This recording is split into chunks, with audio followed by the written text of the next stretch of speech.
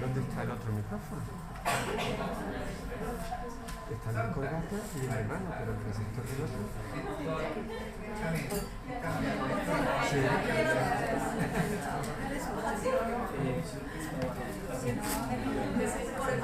Vale, vale, pero podemos dejar el que funcione. Antes de empezar a hablar.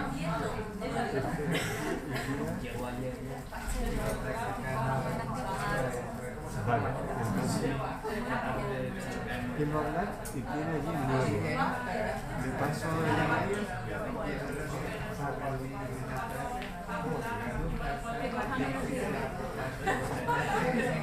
Vale, María va a hacer la presentación, pero no lo voy conectando a la actividad. Y conectarlo.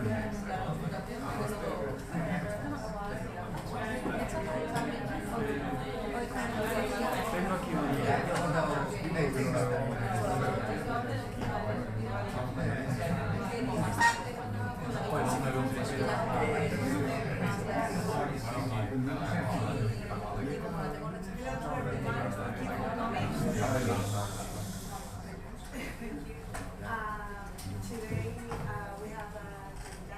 He's originally from Sheffield, where he also studied there, zoology, and he's going to present his career, research career, so I'm not going to say more to introduce him. Awesome, thank you. It's really great to be here. So I arrived here in September, so I'm still learning my way around, but I'm going to tell you today about my sort of research story, if you like, which is kind of topical because I just did the Ramona Cajal application last night, which, bear with me. So this is my kind of research story in a talk. So just in case anybody needs a reminder, probably not in this room, but we are living through a human-induced biodiversity crisis. This collection of very beautiful images from the Natural History Museum, Wildlife Photographer of the Year, kind of depicts both these kind of 4 horsemen of the ecological apocalypse, which you can see over on the left-hand side: habitat loss, climate change, exploitation, pollution, and as well this emerging pattern that we're seeing out of human population expansion, which is this increased coexistence, or more often conflict with wildlife, which we need to manage going forward. And we need better strategies to sort of deal with this crisis. And I think that science can do that. But the thing that's really got me interested from addressing the kind of Anthropocene and the biodiversity crisis is demographic data. And really a lot of my career has been centered around the concept that demographic data can illuminate how much and how long for humans are impacting the natural world. So just to give you a very sort of basic example, if we move away from treating organisms as a sort of ubiquitous blob of identical individuals and start to distinguish them based on individual traits, particularly demographic traits that sort of distinguish where they are in the life cycle, we can gain a lot of insight. So if you imagine a kind of trophy species that has a life cycle, little like bighorn sheep or something like that, it progresses through its life cycle and up to these big trophy adult individuals, which then reproduce. And then if we introduce an anthropogenic stressor into that system, a hunter, hunters tend to target big trophy individuals. And that has, as well as reducing population directly through mortality, it has lasting impacts on the demographic structure and the demography of the population, which we then need to incorporate into the management of species. So that's a kind of vague example, but to give you a more concrete one, this is a really amazing study, or I thought it was amazing, from killer whales that was published in Science a few years ago, 6 years ago now. That feels like a recent study, but it's not actually that recent anymore. And it was looking at how PCB, so it's a plastic pollutant that was really prevalent in for most of the 20th century, but was actually banned even as like early as sort of 1970s, 1980s, countries started using it. But it's still very present in the marine environment. And these authors looked at the distribution of PCB pollution and how it related to demographics and population dynamics in the killer whale. So you can see PCB pollution in the red there from different countries, and then killer whale populations that were studied in this paper. And what they found was that there's going to be this really sort of long-lasting effect of the pollutant on the population dynamics through this link between maternal PCB pollution in the blubber and calf survival. So increased maternal pollutant decreases calf survival rapidly. And with that, they were able to project like widespread declines in killer whale populations over the next century, particularly for places like Japan, which you can see on the map over here with a very high pollutant level. So this is very depressing, but incorporating this demographic effect into our models is really illuminating the level of the biodiversity crisis. And that's kind of the theme of my research. So I use demography and life history to understand how anthropogenic stresses impact wildlife populations. So give you a brief timeline that may or may not be cut from my Ramón y Cajal. This is the kind of timeline of my career. So I started with a PhD at the University of Sheffield in 2015, which I finished at the beginning of 2020. And then I moved to Denmark to do a postdoc. And then I moved to Oxford to do another postdoc on a lecturer position at Balliol College in Oxford. And then I moved back to Sheffield. And then I came here. So I've been a victim of this kind of like early career syndrome of like hopping around and chasing grants and stuff like that, which, I mean, it's been negative in a lot of ways, but it's also given me a kind of broad look of research and ecological research. So if we split that kind of grand like aim of my research into sort of three main parts that go along with this trajectory, I'm going to split my talk into three main parts. So part one, I'm going to talk about population dynamics for a single species. So when we have really, really detailed demographic information for a single species, what can that tell us about the drivers of population dynamics? Then I'm going to move to my sort of side quest or something, if you like, which is more about filling data gaps in biodiversity monitoring, which is a very, very prominent problem, well, for all of us, but particularly for very detailed models in demography. And then the last part, I'll talk about the sort of more overarching research, macroecological research that I'm doing at the moment. So it's the things that I'm planning to do in the Marie Curie that I'm doing here in the EBD, and also some work that I've published already. So yeah, so if we start with part one, so this is mainly, or it's almost from my PhD research at the University of Sheffield. So I was supervised by Virpi Lumma, who's at the University of Turku in Finland, and Dylan Childs, who's in Sheffield still.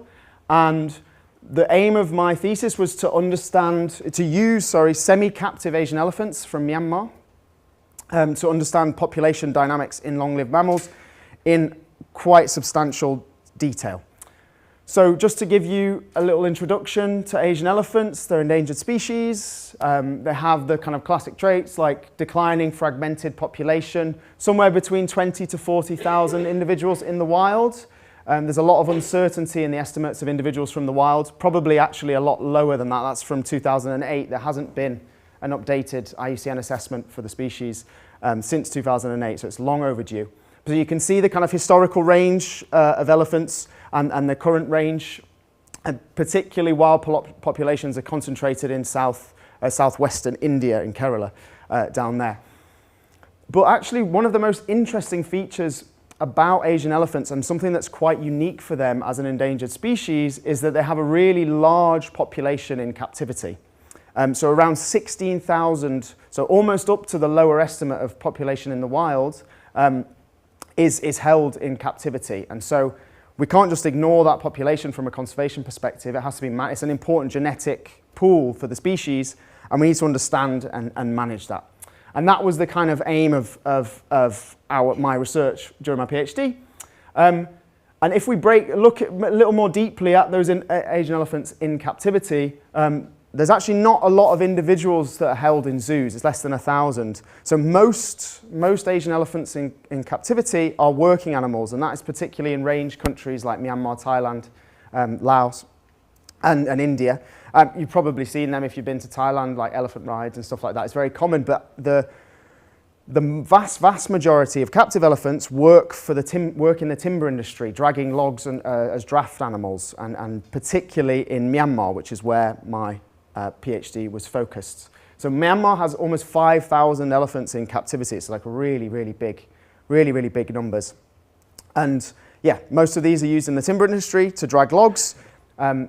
It's obviously quite negative in a lot of ways negative from a welfare perspective, but there's other postulates that actually using animals in this way in timber extraction has prevented the mechanization of logging in Myanmar and enabled it to kind of keep a lot of its forest. Splitting hairs a bit, but yes, there's a lot of welfare issues associated with these captive populations. And timber is very important for Myanmar's economy. Teak production, so like hardwood production, is really a big export. It's about 13-14% of their exports in 2014. Obviously things are different at the moment. I don't know if you follow the news in Myanmar. You can't really do research there anymore, but yes, we were very lucky that we got a short window to look into this. So because of the economic importance of the timber industry for the economy in Myanmar, the government has kept really detailed individual-based demographic records for every elephant that's in the population since the 1950s. It was a kind of relic of the British colonial past. Not saying that was a good thing, but just like it is a really good data source. So what we actually propose is that this is kind of a new model system, if you like, to understand the drivers of population dynamics in a really human-dominated system.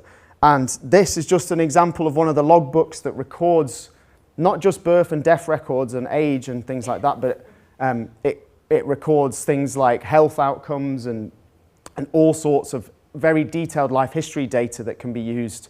It's a treasure trove if you can read it and understand it. This is a logbook that I saw during my PhD from the 1970s or something, that was in these forests, which is just how it survived that long, I'm not sure. But yes, the important thing about these timber elephants is that they're occurring in natural habitat. So they live in small camps in the subtropical forest, particularly in the northern parts of Myanmar. And so that's why we call them semi-captive. They don't really have any reproductive management or culling of the population, but they're also heavily used for working practices and tamed. You might have seen a lot of the welfare issues around the taming of the elephants. Anyway, sorry, I'm digressing on the elephants. But what we do have, this really rich resource that I'm talking about, is over half a century of individual-based demographic records that are stored in these logbooks. So maybe this graph doesn't look too much, but I mean, to me as a demographer, this is pretty incredible. So what you can see on the x-axis is the date of entry. So this is either when an elephant was born or when it was captured from the wild, which is the big management action that I'm going to talk a lot about. And on the y-axis, you can see their date of departure. So here you have kind of almost like a genealogy, like a life history map of all the elephants in the population for the last 50 years. And we've got individual records for 9,000 individuals in this time. So it's really amazing resource to start looking at population dynamics. You can see kind of broad censoring events in the population at the end of the study, and also in 2000 when the record system changed. So you can, even from this kind of data, you can start to see, and you can also see a bias of juvenile mortality already in this study, just from short spans. So it's a really rich resource. So I said, yeah, they were either born in captivity, or the management action that was used to sustain the population, particularly immediately after the British left Myanmar, was capture from the wild. And really the key finding from my thesis was that this capture from the wild is the biggest driver of population dynamics in this system. So in the whole of Myanmar, we've currently got somewhere between 2,000 and 5,000 wild elephants and about 5,000 in captivity. And we've estimated that about 3,000 individuals were captured between from 1950 until about 1994, when elephants were given conservation status. So this is really systematic levels of capture. I don't know, the kind of logistics of capturing such a large animal from the wild in those kind of numbers is pretty incredible. And one of the main methods that was used to capture elephants was building these like gigantic, this is like 200 or 300 meters wide stockades in the forests, and then using specially trained elephants to kind of herd wild social groups into these stockades when they were then like trapped in there, and then they begin this like taming, breaking process that you might have seen a lot about. Or more recently, they used immobilization techniques and stuff like that. But yeah, wild capture was a really, really prominent feature in this population. And so that was kind of the core focus for my PhD research. So my first key chapter was looking at the costs of capture from the wild on reproduction outcomes, birth rates in the population. So this figure, you can see the age-specific reproduction for Asian elephants across the lifespan. Looks very remarkably like humans, actually. So you've got the birth rates with age. And yeah, it's very, very similar to humans. So we have this kind of, well, we don't reproduce up to the age of like 12, which is the same for Asian elephants. And then we have this onset of reproduction up to a peak at the age of 20, which I actually think is almost identical to humans, or at least pre-industrial human populations. Before you've got this period of a little bit more stasis, and then a rapid senescence after the age of 50. Also, it's striking how long these patterns occur over in Asian elephants. It's very similar to humans. So this is the age-specific reproduction, but in grey you can see those females that were born in captivity versus those that were born in the wild. And the stark difference is that at peak reproductive ages, we've got this significant reduction in the reproductive, the birth rates of females born in the wild. It's about half. And this is across a whole suite of reproductive traits in the population. So we found lower lifetime reproductive success. We found that the reproductive rates don't recover in the population. So because we've got individual life histories, we can see the kind of recovery in reproductive rates over time. It takes about 15 years after an individual is captured for them to have birth rates that are equivalent to those of the females born in captivity. But what that's actually resulted in is this selective disappearance effects, where what we see is in the oldest aged females, wild-caught females actually reproduce more. And we think it's because of the sort of trauma of early life delays their reproductive effort into the later stages of life, which is why you see it increase a little bit. But also, it has an impact on the next generation. It reduced calf survival in their lifetime survival as well, so which also lasts for the female for 10 years after they were captured. So there's these really big impacts on reproduction and mortality. That was a different study. And so the kind of core output of my PhD was to build these into a sort of population projection model and understand the dynamics of the population, how much it was dependent on wild capture, and what will happen now that the capture isn't practiced anymore. So here you can see the realized population growth rate. So that's how much the population actually changed in each year, the colored points are, between 1960 and 2014. The colors tell you how many individuals are captured in a given year. And what you can see is that particularly in the 60s and 70s, there was large population growth rates, but that was largely dependent on capture from the wild. So the white circles are the numbers without any capture included. So we've got this huge influx of individuals caught from the wild, which is then resulting in massive increases in the population. But the population growth rate has sort of declined and stabilized. This is kind of what we expect for a long-lived species, that population growth rates tend to stabilize around 1, and it's kind of bounced around 1 for the last 20 years or so. But yeah, if we exclude wild capture, population growth rates are much, much lower. So the population was dependent on wild capture a lot, and it's also going to have a lasting impact for the next at least 70 or 80 years. So We built stochastic individual-based projection models from all the demographic data, fixing the population in 2014, which is when we had really detailed records. This is a simulation on the log, so the population size on the log scale, and this is over the 250 years. So what we can see first is that after 2094, you reach this kind of stable population growth rate, which is, it looks positive there, but it's effectively, over those timescales, it's effectively 1.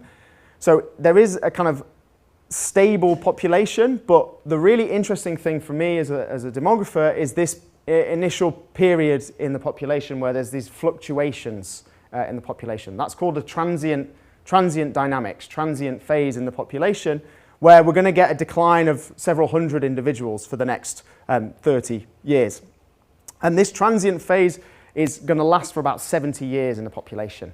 And really, what I wanted to figure out is what was causing the disruption to the population to result in these very large transient dynamics. And the key is the age structure of the population. So these transient dynamics occur in a population model when there is a deviation in the age structure of the population that we use to project it forward, which needs to sort of stabilize through time.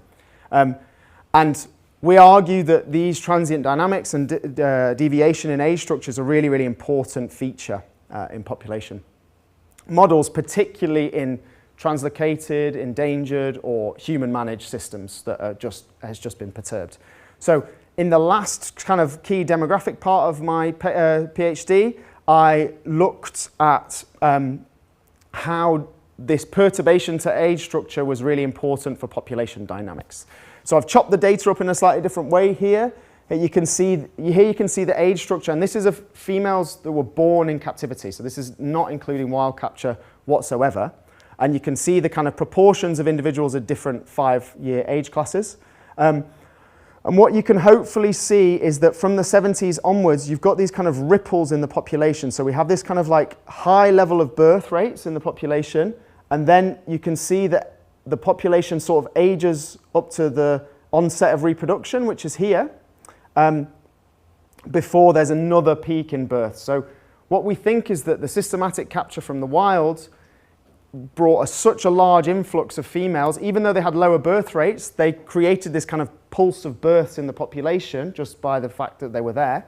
And then this caused this like rippling effect, which like sequentially destabilized the age structure through time. And they're going to be feeling those effects in management for the next 70 years. So it's really, really big. And actually, this was like confirmed by vets on the ground in the like between 2010 and 2015. They had an influx of births and stuff in captivity. So it's like really useful for the management on the ground from the vets that are there. So to wrap up this kind of first section on using individual-based long-term demographic information to look at population dynamics. What I found was that human disturbance can have a really, really lasting effect on population dynamics. Okay, so this is obviously a very human-dominated system where there's kind of influx of individuals, but we can all imagine species and situation where there's either translocations or mortality events where you've got shifts to age structure, and this is particularly the case for longer-lived species, where transient dynamics are going to be really important and change management outcomes over quite long timescales. And yeah, these transient dynamics are really, really important. These short-term dynamics that are caused by these shifts are really, really important for understanding population decline. Okay, that's my first section done. Okay. So now is on to the sort of side quest that I did, if you like, which this is work from my second postdoc at the University of Oxford. I did this with Rob Salguero Gomez, who many of you know, I think, and Andy Hector, who's an absolute giant in ecology. He's an amazing guy, awesome guy. And so this was a study of grassland community ecology. So this is not even population ecology, but I think if I've weaved the story a little bit, bear with me. and this is from community ecology experiments in grasslands in Wytham Woods, which is the like long-term research station at the University of Oxford. I like long-term data. Like this woods has records for bird breeding from for 70, 80 years now. So there's a lot of really interesting long-term studies going on at Wytham Woods. But this is actually the grassland. So the woods where all the birds are, which you may have heard of, are in there. And we've got this like little patch which is managed as a natural calcareous grassland to understand how climate change, measured by reducing precipitation with these shelters, how that influences community dynamics and stuff like that. So, but to bring it back to the kind of main story, what this is really about is filling data gaps for biodiversity monitoring. And that is true for community ecology studies and just standard biodiversity monitoring, but also particularly the case for demographic data, which is very data hungry. It's a very data hungry field. So this is a paper that was published in PNAS by Dalia Condis, a collaborator of mine from the University of Southern Denmark. And what they did was look at the availability across the entire, so this is a map of data availability for the entire tetrapod clade, of the level of demographic information that's available for different species. So each pixel is a different species, and the color of the pixel tells you how much information there is available for that species. So what you can see is that a lot of it's white, unfortunately, which is no data, and the purple colors are where we have the kind of demographic information that we need to parameterize the models that I was doing with the elephants, although not as detailed. The elephants is a really unique case in its sort of temporal resolution. But the really scary thing from this study was that only 1.3% of tetrapods had comprehensive information that we needed to create population models. And this is also in the best report. There's a clear need for us from the assessment of Aichi Target 19, which is specifically on biodiversity monitoring. We're not doing very well at this. And there's been several calls. This phrase was one from E.O. Wilson. Well, yeah, we can talk a lot about him, but let's not. That we need more boots on the ground in terms of biodiversity monitoring. But how do we fill those gaps? And the way that we fill those gaps, I think, is through remote sensing technology. So this work's also related to some of the work done here by Irene Mendoza on sort of drones and like measuring biodiversity autonomously. And there's this key concept it's actually in physics, I guess, that spectral reflectance can be a surrogate for biodiversity. So what do I mean by that? So if we take light of different wavelengths and shine it at us, like the light that comes from a sun is from a broad array of different wavelengths, depending on how we're using that light for our biological processes, we will be reflecting light of different wavelengths differently depending on our uses for that. And that's particularly true of plants which photosynthesize, but the same concept applies to animals as well. So we can imagine 3 species here. So these are like spectrograms, if you like, for these 3 species. That's a forb, that's a legume, and that's a grass. And we can imagine that they're using wavelengths of light differently to carry out their processes. So we have this like spectral signal for each species. But the important thing is, when we combine all of those signals together in a community, the diversity of those spectral signals as a whole, the variance in spectral signals, is correlated with the number of species, the diversity of the community in the image. And that is the kind of concept for a lot of the like indices that we see in remote sensing, so NDVI and things like that are proxies for biodiversity. There's a lot of these metrics that can capture the kind of variance in spectral reflectance. So that's really well defined for remote sensing projects and satellites, but the real booming economy now is for these like commercially available drones. And there's now like these multispectral imaging drones which have a low resolution in terms of their spectral sensitivity, but they're really cheap, they're really easy to take out with you in the field, and so if we can use them as kind of like ecological companions and figure out a way that we can like expand our biodiversity monitoring, then that's a really, really positive thing to fill those data gaps. So yeah, they're really low costs, they have a flexible spatial resolution because they can move up and down and they can access complex environments, but are they sufficient to construct biodiversity in a complex system? So what we asked in this study was whether multispectral imaging technology from broadly available drones on unmanned aerial vehicles is able to estimate biodiversity metrics at a really short range, so like really, really low heights in this temperate grassland ecosystem. So basically what I did was compare drone gathered images, multispectral data images with ground truth biodiversity assessments that were largely carried out by Claire Lawson, who's at the Open University. She's an absolute wizard. There's some people, botanical people, who just have an extra eye. I don't know how we're going to create that with artificial intelligence, but just have an eye for distinguishing species that is really special, and Claire's one of those people. And we looked at, within a quadrat of 1 metre by 1 metre, you can see it's quite a biodiverse grassland, we estimate species percentage cover and calculate a suite of biodiversity indices and also biomass, but I'm not going to talk about that. And then we estimate gathered multispectral imaging data from 2,000 images from 37 different quadrats, which varied in the treatments and stuff like that, but I won't talk about that here. And for each image, we have the corresponding image for the different spectral bands, different bands of the electromagnetic spectrum, going from the blue end, to the near infrared end of the spectrum. And you can see that within an image, you've got a kind of brightness, a reflectance of that wavelength, which we can summarize with these distributions here.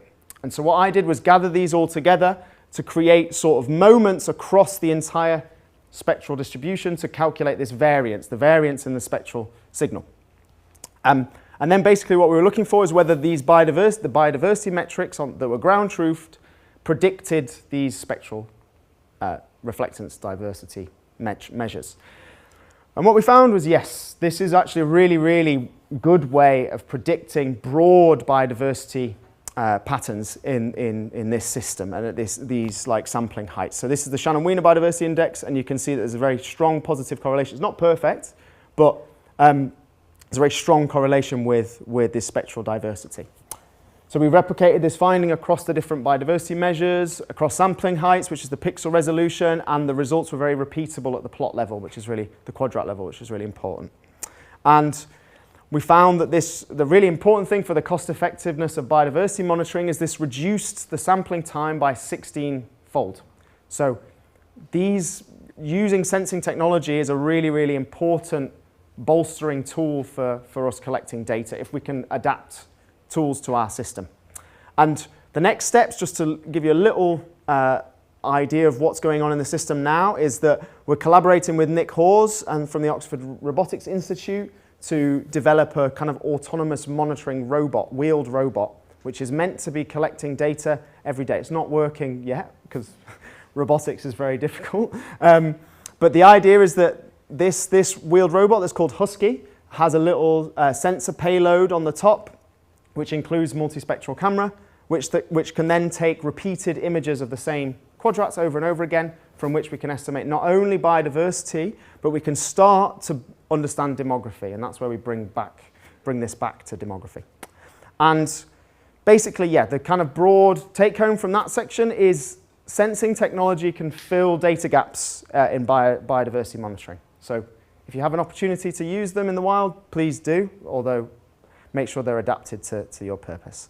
Okay, so now let's move to the final section, which is completely different, but it's kind of more of what I'm thinking about now in terms of research as the theme of my Marie Curie here, and the theme of what I'd like to be doing for the next stages of my research. And this is taking a much more macroecological perspective and looking at how demography can help us understand species responses to climate change. Just as a little aside, you can see very clearly the data gaps here, particularly from the global south and where biodiversity is highest. this is a big, big problem. So that's why the second section is there. So I did this work. So the first thing I'm going to present to you is some work I did with Owen Jones and Christy Leclerc when I was at the University of Southern Denmark. And yeah, it's on terrestrial mammals. And the reason we picked terrestrial mammals is because they have the most data. It wasn't any special reason. Okay, so I haven't really talked about climate change. And largely for population dynamics, current population dynamics, climate change hasn't really seen big changes in biodiversity that we might have expected if there was big fallout. But the problem with climate change is that there's this really worrying tipping point kind of scenario that we expect. So this was a really, really fascinating study by Tressos in Alex Pijot's lab in University College London. And they looked at, across the planet, species assemblages, and they looked at the thermal niches of different species assemblages and overlaid those with projections for temperature, and found the point at which species were starting to be exposed to temperatures outside of their thermal tolerance limits within their current assemblage. So here you can see the pattern for the Cayman Islands. The kind of black line indicates that there isn't really going to be any effect until 2025, and after a certain point of temperature change, there's going to be a rapid change in the number of species that are exposed to temperatures really, really outside their normal ranges. And if we look at this globally, it's quite an alarming pattern. So yeah, this is very worrying, and what we need to know is how the climate induces population declines, and that's where demography can come in, but also which species are the most vulnerable and how we should target conservation efforts. And that was kind of the broad aim of the work that I did here. And life history is actually a really key candidate for explaining population responses to environmental change. So this is some work of Paul Capdevila, who's in Barcelona, looking at the variation in life history traits across lots of different species. And you know, we can, based on general patterns in the life cycle, we can place species on these axes, particularly this like well-defined axis, although there's a lot of debate about how useful it is, of this fast-slow continuum, which generally distinguishes species that are long-living and reproduce very little from those that don't live a very long time and reproduce a lot. The elephant-mouse situation. But position on these axes may be a predictor for how much variability in the environment influences population dynamics. So this was a seminal theoretical work from Morris and colleagues in 2008 that looked at life expectancy, so essentially generation time, that axis, and found that longer-lived species have a lower effect of environmental variability on population growth rate. So basically, longer-lived things have less of an impact of climate change or environmental change on population growth. So, what I then set out to do in this study was look at whether temperature and precipitation have a consistent impact on population changes in the terrestrial mammals, and critically ask, can species life history explain differences in population responses? So, to answer these questions, I use the Living Planet Index, which is a really rich resource of vertebrate abundance records. Again, not without data gaps, but you see the amazing bias in Europe and America, as with all biodiversity data sets. And I restricted this data set to a really high quality, although there's no metric of quality in the Living Planet database, a high quality set of 485 long-term abundance records, so records where we have a block of 10 years of monitoring for an individual species for the terrestrial mammals. And here you can see those distributed across the planet. And then I did a two-step meta-regression, so I combined these abundance records with global weather data from the Chelsea database, and I calculated temperature and precipitation anomalies. I did this to kind of standardize weather for very different environments. So it's basically how much in a given year the weather, temperature or precipitation deviates from what you would expect based on a long-term trend.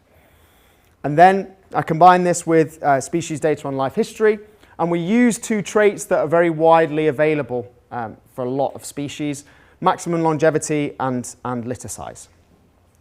And then for each record, I estimated the effect of the weather anomaly on population growth rates. So we've got this first step where we're looking at each individual record.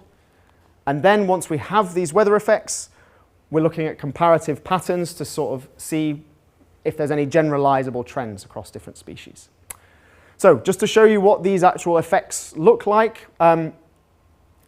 So if we have a positive effect of the temperature anomaly, that means that if the year was hotter than expected, we have a positive population growth rate. So basically increased temperatures was positive for the population, and vice versa if it was negative. And then the same again for precipitation. If you've got a negative precipitation effect, which is the line here, if the year was wetter than expected, then you had a lower population growth rate. And then we're calculating that across lots of different species and lots of different records.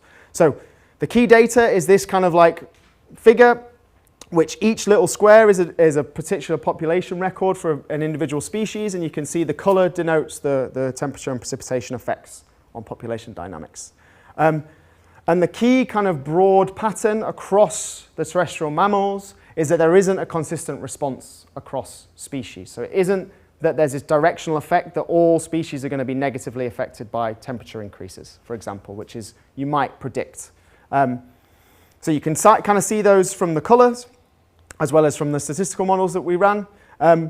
So yeah, there isn't a consistent response. However, what we did find, a very clear signal, although it's Bayesian analysis, so it doesn't look very clear, but it is clear, is that life history traits predict the absolute magnitude of responses. So that's kind of almost exactly identical to that figure I showed you from Morris in 2008.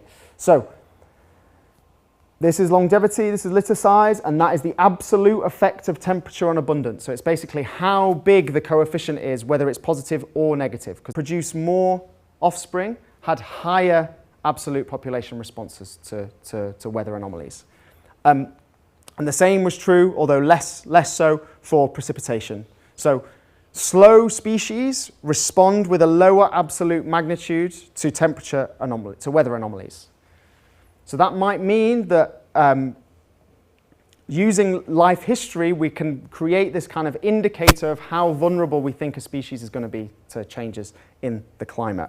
And it's good in a way because it's kind of the opposite direction to other anthropogenic pressures, because like hunting, overexploitation, and habitat loss disproportionately impact longer-lived species. So this is the longer-lived species are getting a bit of a break in this sense. So yeah, just to explain and flesh that out a little bit more, to tell you about what I'm doing here. My work now is investigating how far we can take these links between life history and population responses to climate change, and ask whether they can be used as a conservation tool, whether we can build an indicator. And so the title of my project at the moment is Quantifying the Resilience of Vertebrates to Changing Climates Worldwide. So if we return to this original plot from Pohl, where we've got species level life history traits, you can think of these as like sort of traditional life history traits, like generation time, development, reproductive output, and so on and so on and so on. You can think of these as kind of traditional. But if we have the demographic information that is lacking for so many species, we can also create traits of transient dynamics, which is bringing back to the work I was doing on Asian elephants.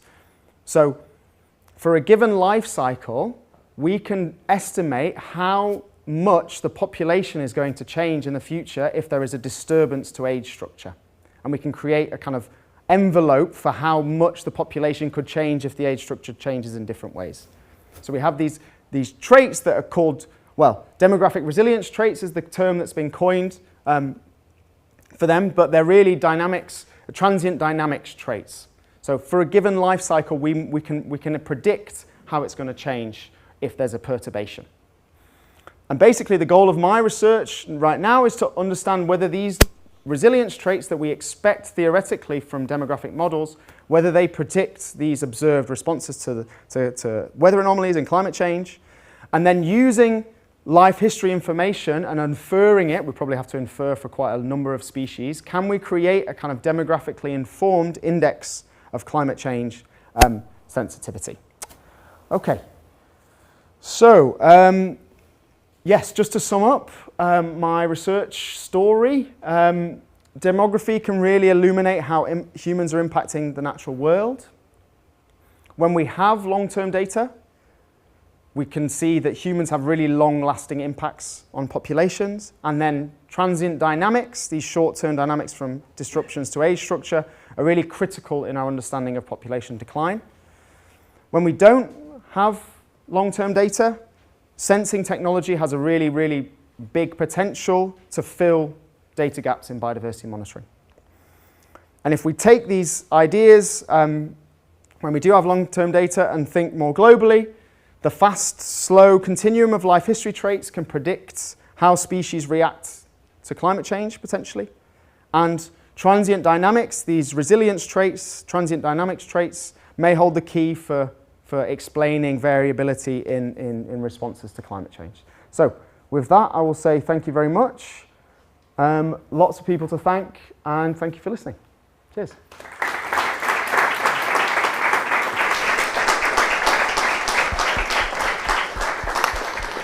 Thank you very much. It was so interesting.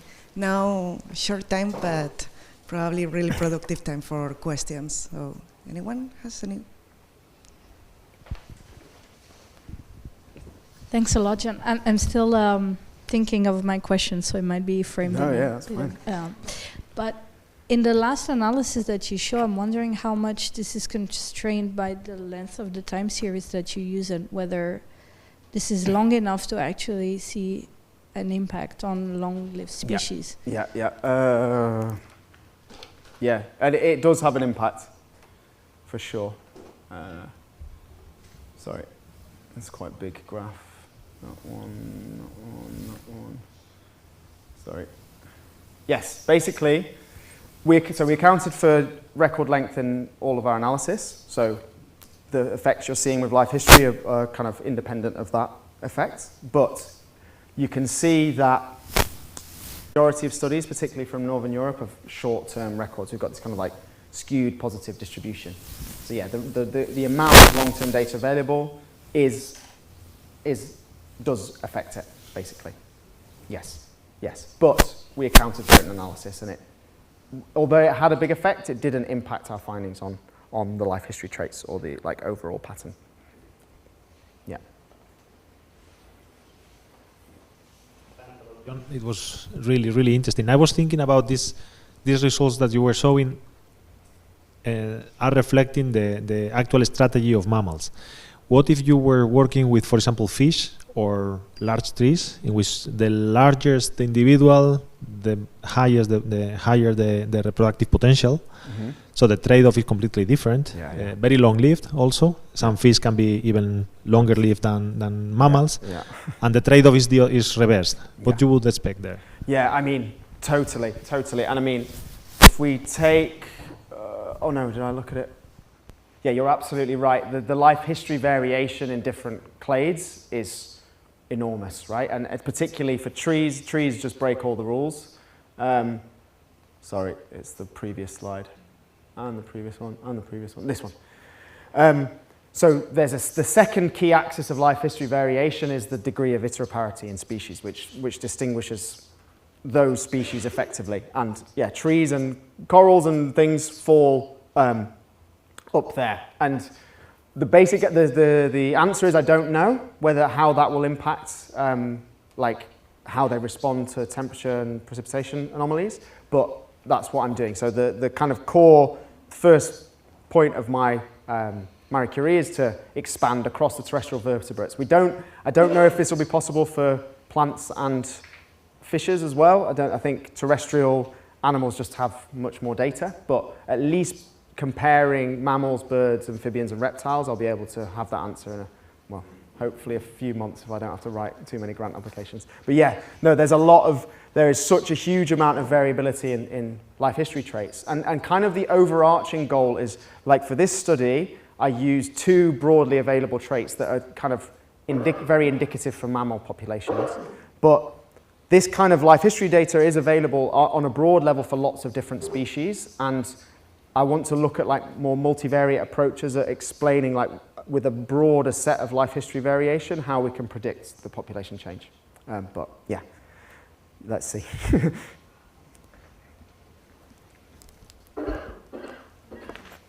Very nice, thank you. For your elephant study, you estimated your transient fate to do your predictions, long-term predictions of demography with a long-lived species. Would that change very much, or what are your thoughts about if you would were working with rodents? With a mouse, yeah, yes. yeah, totally. So I think it's not demographically speaking, it's not a surprising result.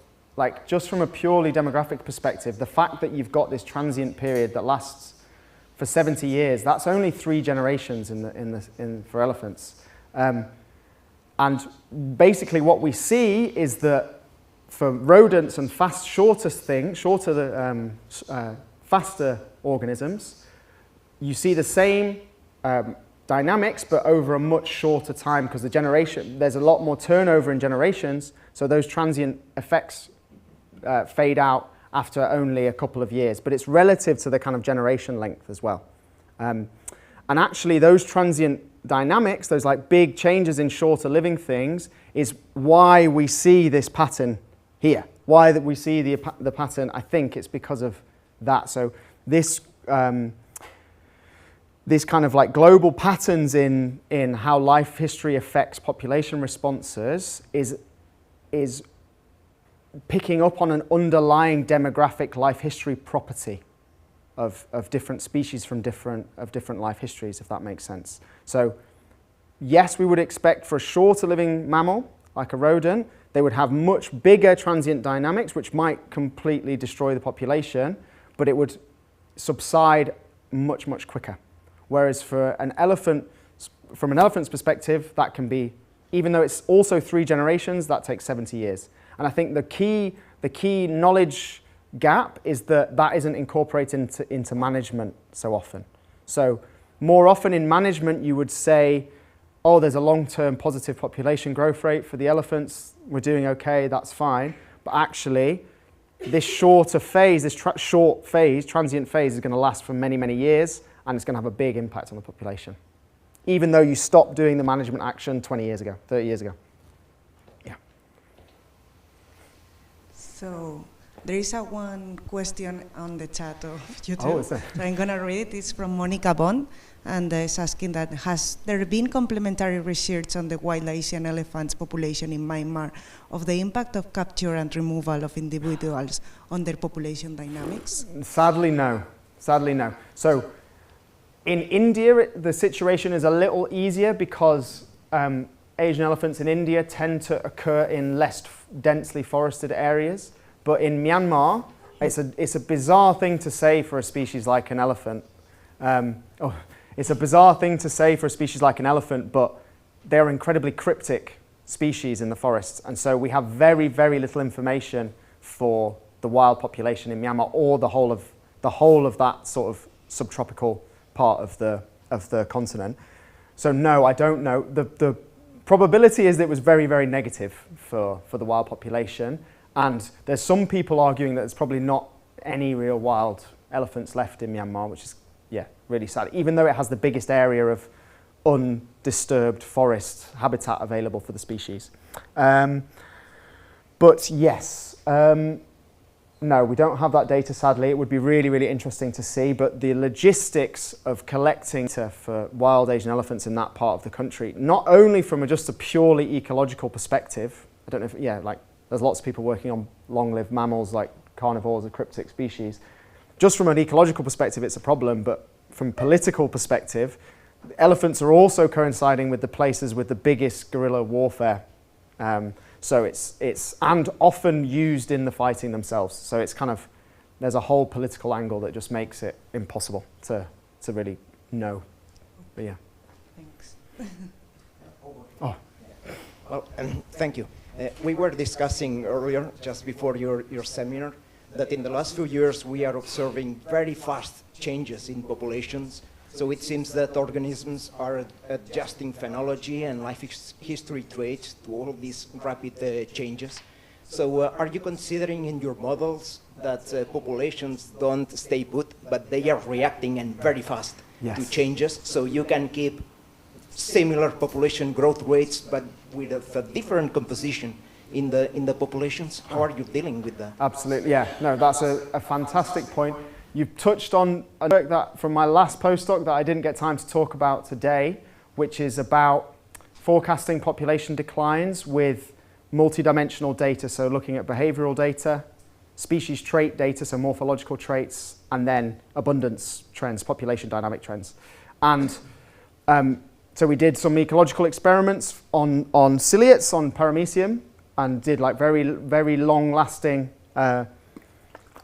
experiments. And what you see is exactly as you're describing. You get this kind of sequential change in different dimensions of a population. First, you'll get a shift in behavior, which range changes and behavioral adaptation to a stressor and things like that.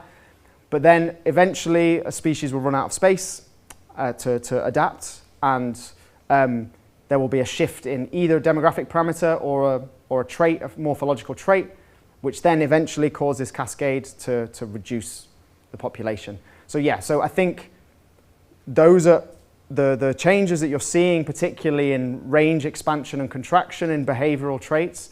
They're the early warning signals for longer term abundance declines. And I haven't explored those in the systems that I'm working with in this talk, but it's very clear that those are kind of, yeah, those kind of, they aren't explicitly incorporated into my work here, but very important.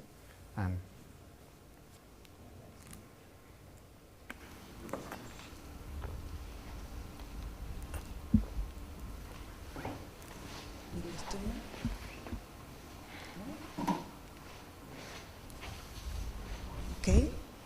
Any question more? No? So thank you very much. Pleasure. Thank you guys. And,